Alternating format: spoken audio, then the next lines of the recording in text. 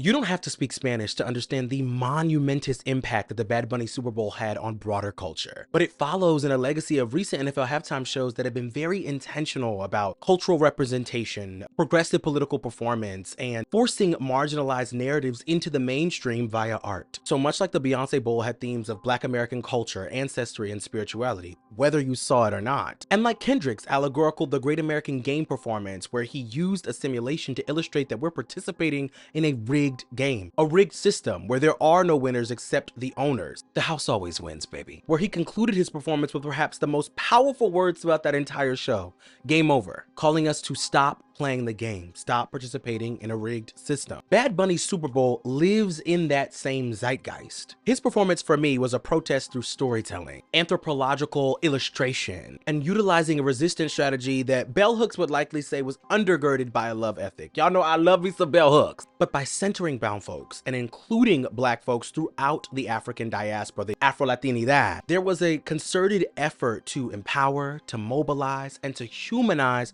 brown and marginalized people in a time when particularly brown people are being dehumanized, right? I'm just gonna say it at the top of this conversation because I know the analysis that's going to follow this piece. Bad Bunny's Super Bowl was a call for unity in America in a way that we've never seen on the stage like this. And that's a big statement, right? And with that, I should say that that is really important. And there are many people online trivializing or with really decent progressive or leftist critiques about what it means to be offering artivism on the NFL stage, right? On a big corporate stage. And I hear those criticisms. But I also have to say to the folks who are trivializing the impact this performance will have on people, it is imperative that I remind you that this performance is deeper than you think.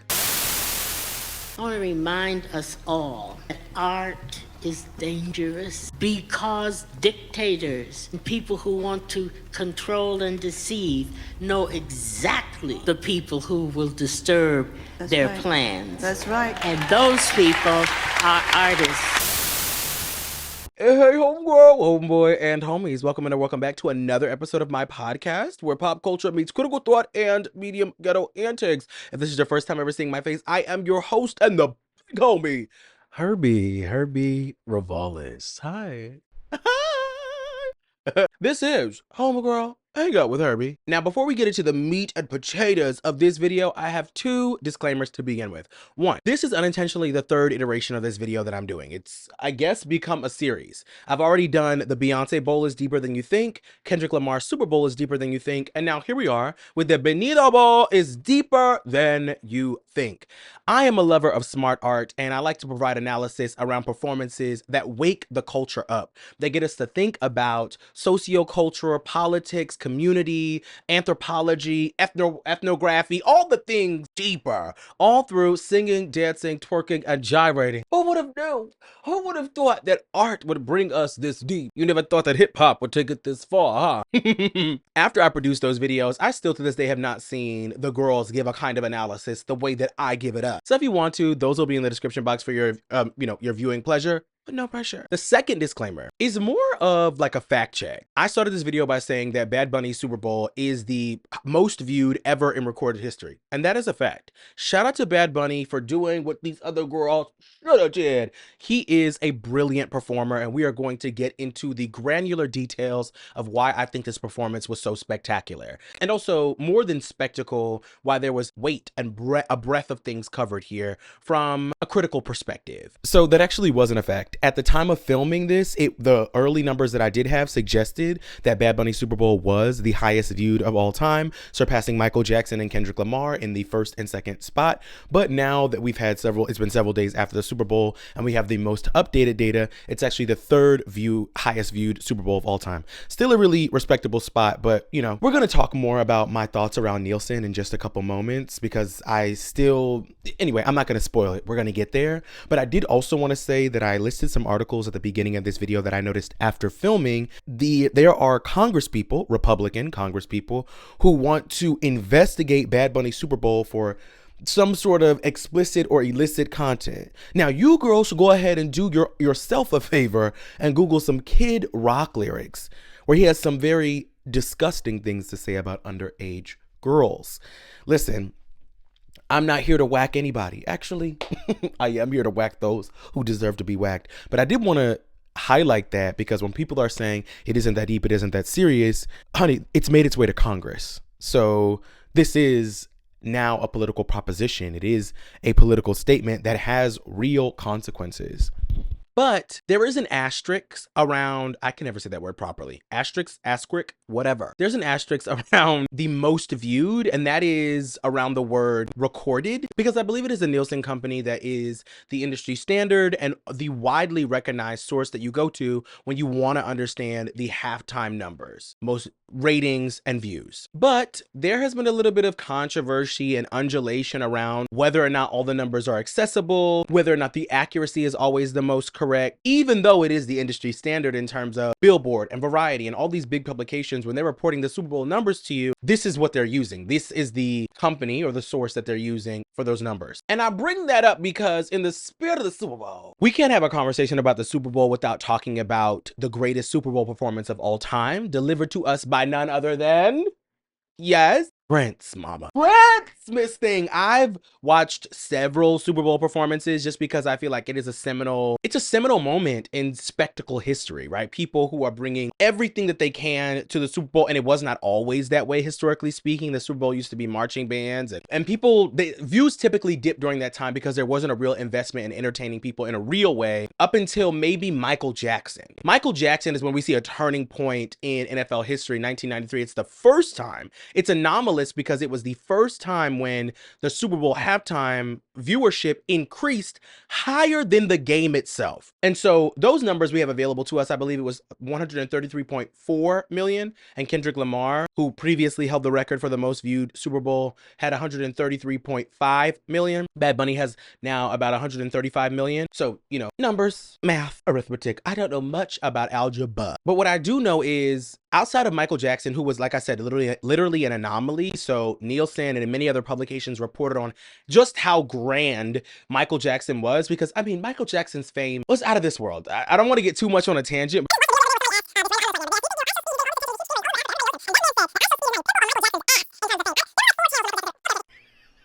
I'm getting on a tangent, and we are here to talk about the Benito Bowl. The point that I'm making is we're losing recipes, and Prince was the greatest halftime show for so many fucking reasons, bro. And I don't think we have accurate numbers around the amount of people who actually watched him because Nielsen wasn't reporting it the way they should have been in the early 2000s. So in the after show of today's video, we are going to sit and gag and chat and get into all the things along with Coco Jones. We're not going to talk about too much about Coco Jones because we have to get into Benito, but Coco Jones, you were stellar, Miss Thing. If you don't know, Coco Jones sung the Black National Anthem, Lift Every Voice and Sing. She paid homage to Whitney Houston. So we will react to and discuss that further on the after show, along with we might as well watch Whitney's performance. Now, after all of this filibustering and preambling, let's get to Benito! Insert some sort of Latino reggaeton here. So you have to understand, when I heard that Benito, aka Bad Bunny, was going to be performing at the Super Bowl, I about lost my shit. And that's because I love Benito. I love Bad Bunny. Like love, like if you see this, will you marry me? But beyond that, I actually don't care about sports unless it intersects with pop culture or entertainment. Wendy Williams used to say that all the time, and Wendy Williams is one of, you know, talk show legend. But I resonate with that deeply, right? Take me to an art museum, take me to a concert, hell, take me to church. Okay, let's not get crazy. But there are many other things that entertain me outside of a bunch of men running into each other for 3 hours on a field. But lately, I've been really looking forward to the Super Bowl halftime show. And a piece of me might have to give a bit of that credit over to Roc Nation. Now, I know there are really great critiques that many people have, many great critiques that I have around Roc Nation joining forces with the NFL to become, you know, strategists, entertainment strategists. However, I will say, I've been entertained. I've been entertained. They're doing something very interesting over there. And from Beyonce to Mary J. Blige to Benito, Roc Nation has been putting on a lot of really good talent of color. We'll talk about the nuance about that later, either at the latter end of this video or on the after show. It just depends on how time works out. But for now, let's focus on Bad Bunny. As I said, I was ecstatic when I heard that Bad Bunny would be the Super Bowl halftime performer. And it's not just because of representation, right? It's not just because brown people are being targeted systemically and rhetorically in very nasty, dangerous, deplorable ways right now in America and really like globally. But obviously there's a hyperfixation in America. And so it's not just because there was a brown person on stage, but it's because I've gotten an understanding of how Bad Bunny, this brown person, this Latino, uses their platform. And for me, I knew that we were going to get a socio-political, culturally impactful message that we just needed right now. And that folks who exist outside of the echo chambers and the corners of the internet that I reside in needed to see and hear. So no, I don't understand much of what Bad Bunny is saying. I don't speak Spanish, I'm not Puerto Rican. But my love for him stems from my understanding of I told you I'm a lover of smart art. He is an artivist. Anyway, I'm getting too far on why I like him as an artist and not specifying specifically or honing in on this Super Bowl. So let's move in that direction. I guess the final thing that I'll say is I love Bad Bunny's sense of responsibility to his people. Bad Bunny seems like he has a deep-rooted responsibility to the communities that he cares about. Latino people, queer people, him being a queer person himself, and a Puerto Rican person. There's a deep-rooted sense of responsibility around the representation that he provides as one of the biggest artists in the world, right? Like, you have to understand that, to my mind, Bad Bunny, Taylor Swift, Beyonce, maybe even Drake, some of the biggest artists in the world, but really Bad Bunny, Taylor Swift, Beyonce. These are the biggest artists in the world. Now, Bad Bunny and Taylor Swift constantly compete for the most streamed artist, but when we're talking about selling out stadiums all across the world and record sales and being able to just get the attention of so many different kinds of people, Bad Bunny is in the top 3 conversation, mama. And he might not be 3. He might not be 3, girl. So it matters a lot, the decisions that he makes, the socio-political decisions that he makes. Now, with that being said, let's talk about this socio-political performance that is the Venido Ball. If it's all right with you, I'd like to start with the end, as I believe that the end contextualizes not only the beginning, but the entirety of this performance. So at the end of this performance, we see on a digital marquee projected behind him and everybody around him, and it reads, "The only thing more powerful than hate is love." And just before that, he displays an American football where the American football reads, "Together we are America." Now, the logical conclusion for many people may be that love and unity are all we need to fix a divided country.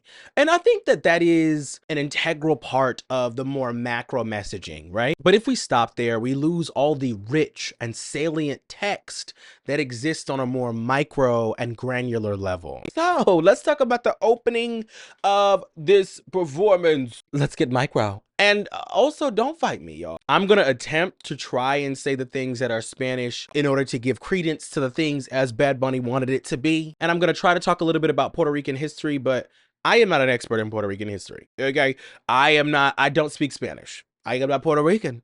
I know, many people are shocked. I feel like a Spanish, like a Puerto Rican. So if I get anything terribly wrong, I ask that my Puerto Rican viewers will help me out in the comment section. This is coming from a place of love and respect.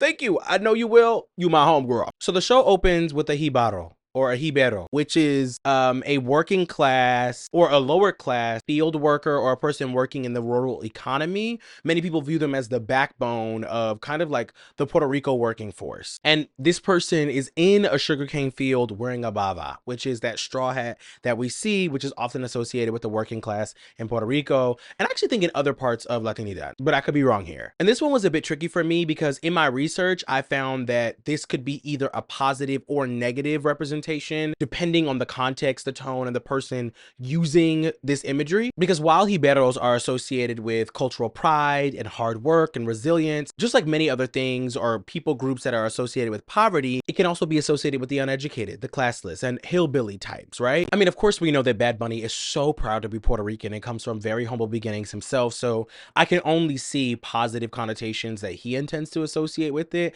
And the way that the show is structured is definitely in a way that's meant to highlight the work, the resilience, and the pride that many of these Jiberos bring to Puerto Rican culture and Puerto Rico more broadly. And you can see his intent through every decision, right? Opening the show with that man saying how great it is to be Latino. Today we drink. It's a celebration of all the things that we just talked about: culture, pride, and resilience. He's utilizing the image of the most hardworking people in a positive way. I also think it's appropriate to note that this is not the first time I've seen Bad Bunny in some iteration of a pava. It's been in a lot of the promotional materials for the Super Bowl, but he also wore an iteration of it at the Met Gala, right? One of the most affluent Hasidity events where people display the highest forms of fashion. And for me, and I think for many other people, the way I interpreted that was his display of the utmost cultural pride for the, quote, lowest among us, bringing a piece of Puerto Rican culture everywhere with him. And so, yes, this is definitely a display of pride because we're seeing a through line here, a pattern. And I've seen a lot of people saying that like this was him representing like his upbringing and like where he comes from. And I think we do ourselves a bit of a disservice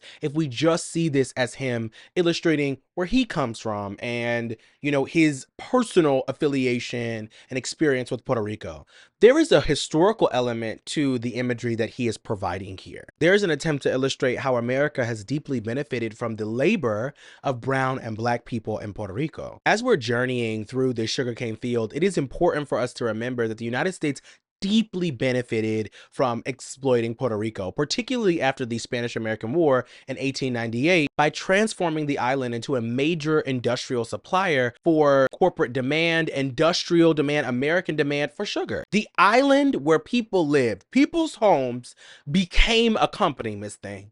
Like, that's crazy. And this is where I always want to circle back to Mamala's quote that there's so much more in common that what separates us. Because when you start to look across the diaspora, right, and you see everywhere that transatlantic slaves were dropped off, you see a continual and perpetual effort to make sure those people remain subjugated, right? So from the transatlantic slave trade where folks were dropped off in Puerto Rico and, you know, exploited, dehumanized, all the things during slavery, even after slavery is abolished, it turns into this space for land consolidation, for land consolidation, for corporate interests, right? And so the people there become products. You don't ever really escape that labor market, that exploitative labor relationship that you have with your colonizers. And I'm gonna tell you something, if you're like, oh girl, that's too deep, I actually think that it's the reason why we journey through that cotton field and land on Bad Bunny with his back to us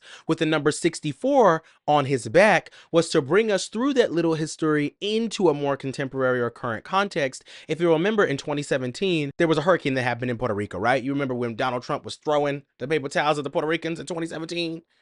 I remember because I was sitting in my dorm watching The View as Sunny Hostin was giving the president a piece of her mind. I remember that it was reported that there was just 64 when unfortunately there was over 1,000 that had happened up until that point. And so with him starting it up and saying, you know, here's the labor and the benefit that you've seen, of course there's going to be this spectacle that you're going to get from all this Puerto Rican pride. But that comes from a history of labor. It comes from a history of exploitation. I don't know, maybe I'm getting too deep. You let me know. So as Bad Bunny is, you know, performing and the music is good, you know, I'm doing the cucharocha, bebe la guida loca. Ooh. Hold one. Hold one. So we're moving from shot to shot, and one of the most memorable, or like one of the first shots we see is Bad Bunny at this, you know, coconut cart where we see a bunch of coconuts. And there's actually historical context for this as well, right? When you exploit a land, it's particularly an island where you're making people work all day, coconuts, because they were plentiful, became a resource of survival. Every way you could extract something from a coconut, they did. Coconut oil, coconut meat, coconut water, coconut milk. Any way they could extract it, they did. And you'll notice throughout the entirety of this performance, there's a celebration of culture and the survival mechanisms that undergird the culture that have been formed around it, right? The ideas we have around, I just want to hear Bob Marley crack open a coconut and lay back on an island. And it's like, there's a history behind that. And it's important to know that, right? And so I thought that that moment was beautiful. It's also just that, you know, shout out to Puerto Rico for producing some of the best coconuts. Shout out to the Caribbean for bringing us all these wonderful coconuts. Then we see him walk up to a table where we see black and brown people playing dominoes. And if you are a black and brown person, maybe this happens in, you know, white communities as well. I don't know. I don't know. I've never been to a white cookout. It's for, it's more, how do I word this? Taste bud reasons. I've told you guys before, I went to one of my friend's house when I was a kid and I saw her dog lick the spoon, and I would never eat from one of my white friends. Sorry, ladies. Mwah. I have to know what's going on. I got to be there to see what's going on, And also, taste, but neither here nor there. I know that when you're at a black cookout or a brown cookout, that there are people playing dominoes, they're fighting, they're arguing, and they are loving on each other. It's a true symbol of connection, of community, of family. It is something that immediately takes me to the cookout or to the barbecue. And speaking of this idea of community, we see multiple moments throughout, or a couple moments throughout this performance, where Bad Bunny is highlighting real small local businesses. So he stops at this taco stand. I believe it's called Via Taco. Or, Via Taco. Come on, Herbie, you better be Hispanic speaking. Or Spanish speaking. Get out of here. Get out of here. So it's Via Taco. That's a real business where this Latino man started this business in his grandmother's home. It now has 3 establishments. It's based in California, specifically LA, I believe. We also saw Tonitas, and she is the owner of one of the last Caribbean social clubs in, I believe, Williamsburg, but certainly Brooklyn, New York, where, Brooklyn used to be very culturally diverse, very Caribbean, very black and brown. And because of gentrification, so many black and brown businesses have been fled out of that area. And that matters, y'all. We know gentrification is bad, but it's like, how do you build up a community economy and then get kicked out? And then you're left with nothing. No. So she is one of the last businesses standing, and I thought that it was so beautiful that he highlighted it. But you know what it did? It brought a lot of different criticisms that I don't know where I land on. Here he is standing in solidarity and highlighting small businesses while utilizing the biggest business and one of the biggest corporations in America to do so, right? Are you also standing in solidarity with the NFL, which doesn't have the most democratic, inclusive, pro-small business friendly operations? A huge part of me says, like, the NFL is not getting smaller. They actually have plans to grow bigger, right? To become less of a US focused league and more of a global entity. They only want a larger global footprint. And so if we're not informing the messaging that's going out to the culture, when I say we, I mean black, brown, and minority folks, who will be? Who will be? It's why so many of the people on the right are yelling and screaming and hollering and lying about what's happening on this stage, because they recognize the power that happens through this level of media dissemination in an attention-driven economy. This matters. The messaging that's going out around what Latinidad looks like, what Latinos look like, what they do, what they want, what black people look like, what we do, what we want, what we rap about, what we sing about, our loves, our fears, our desires, our culture. Those messaging inform how people understand us as a people, and thus how they respond to us when we engage in the global economy. And so my first thought is, if we're not doing it, who will be? And how will they be representing us? Because we will be represented, whether we like it or we don't. How will we be represented? That's my first thought. But then I'm also like, I'm hearing the people say, like, this is a terrible organization, an exploitative organization. They don't care about us, honey. It'll be us today and them tomorrow.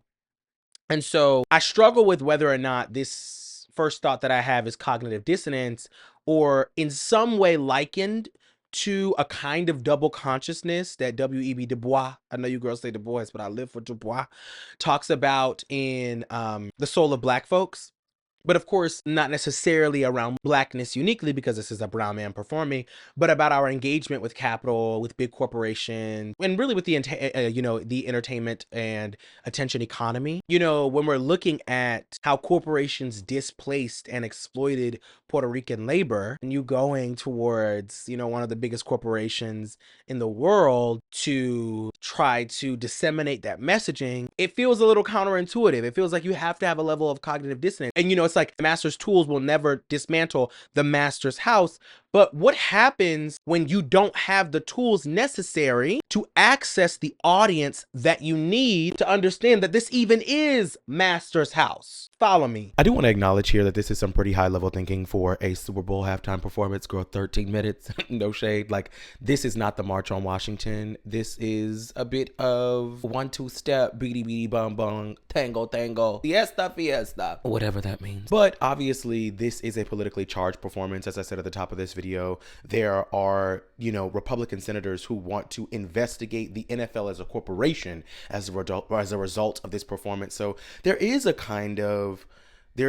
credence around, or an understandability around, why many people, myself included, are viewing this through a hyper-political lens. But I did have to interject and say that, we are not curing cancer here. But that doesn't take away from the cultural and the socio-political impacts of a performance like this, or even discredit some of the criticisms that people have around it. We're in a time right now in decentralized media. I kind of referenced this earlier where I was talking about there will never be another Michael Jackson because the media infrastructure doesn't exist for there to be another Michael Jackson, right? We have decentralized media where you can get 100 million views and it will be 100 million people who all thought like you before they even stepped into the ring. We have very few monocultural spaces, very few monocultural moments where people of different beliefs, faiths, creeds, ideological standpoints come together.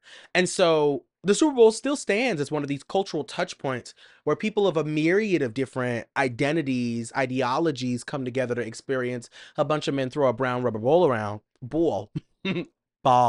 around. And so it is imperative, in my view, that we get on that stage. I don't know. I'm back and forth, left and right, up and down.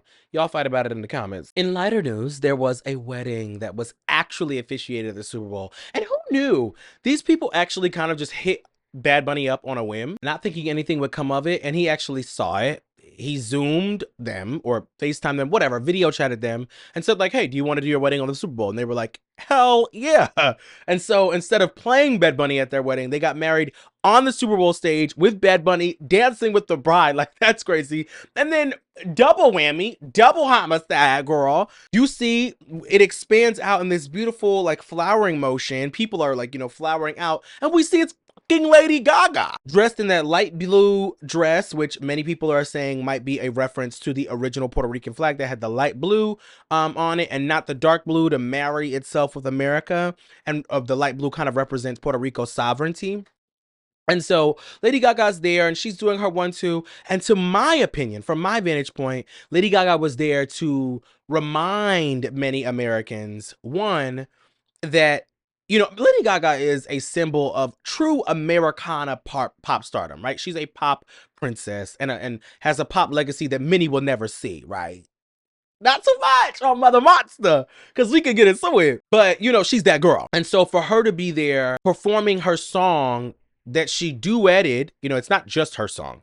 It's not her featuring Bruno Mars. It is a duet. There's a distinction, meaning that it is equally both of their song. Bruno Mars is Puerto Rican. So while everybody was asking, why was she there? Part of me says, yeah, she was there to remind Americans that we're just like you. We have weddings just like you. We celebrate just like you. We laugh, we cry. Even when Bad Bunny tapped that little boy on the shoulder who was laying, sleep at the wedding with the football, and it said, so many of us have been working up way too long at church events, family events, cookouts, celebrations, weddings, so we could all resonate with this.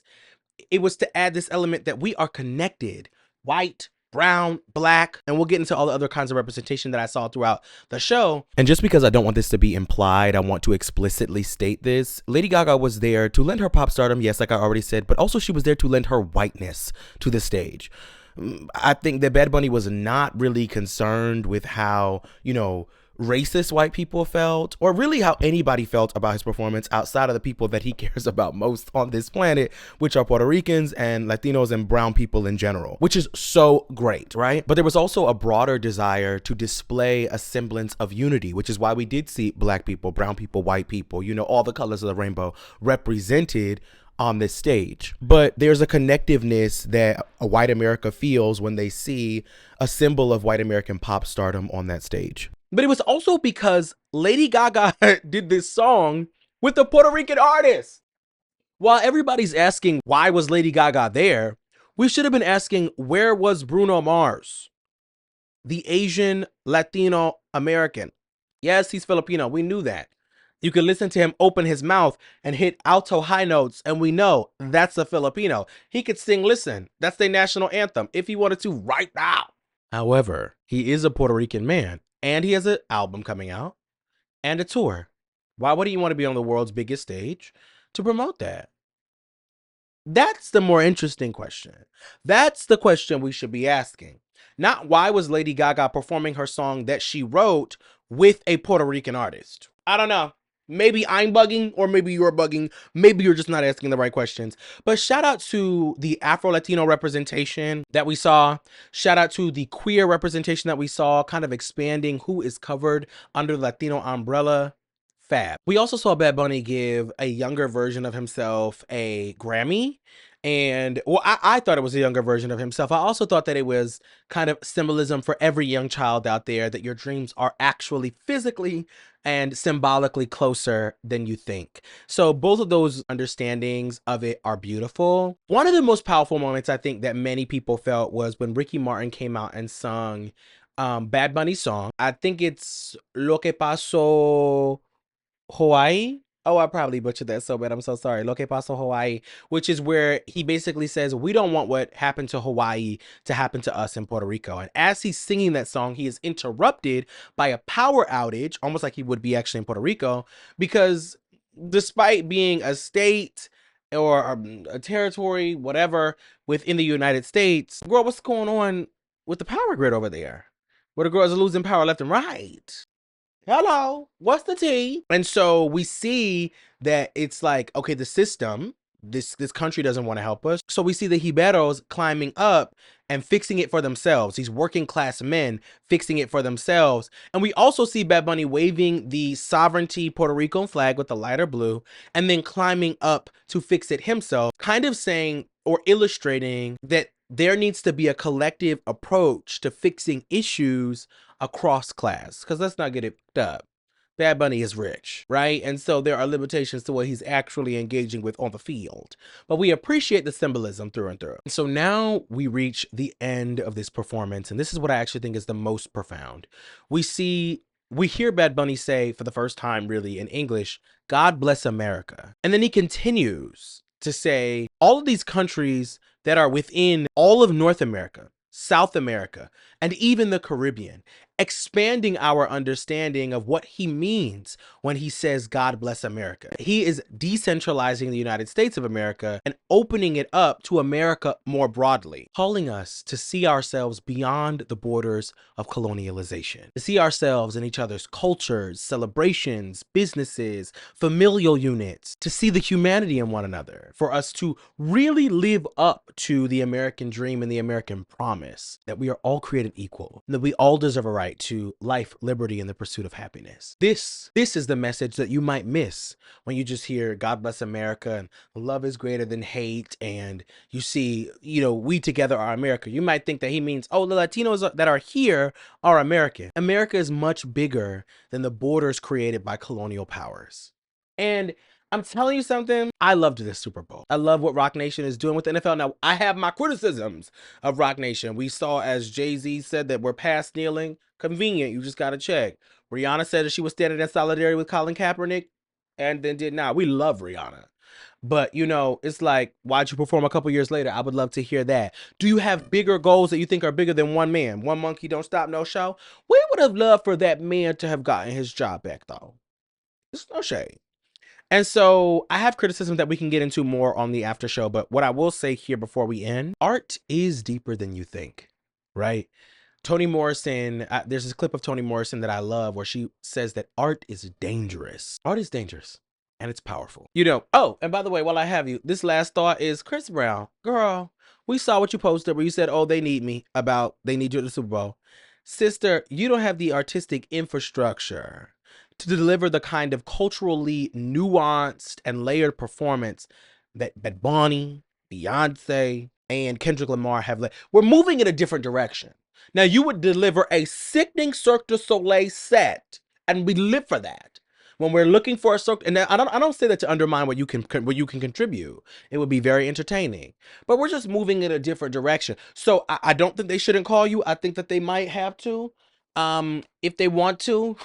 But girl, please don't be a sore sitter at Homer, because I can't say sore loser or winner. Nobody called you. You didn't get a call, so we don't know if they need you.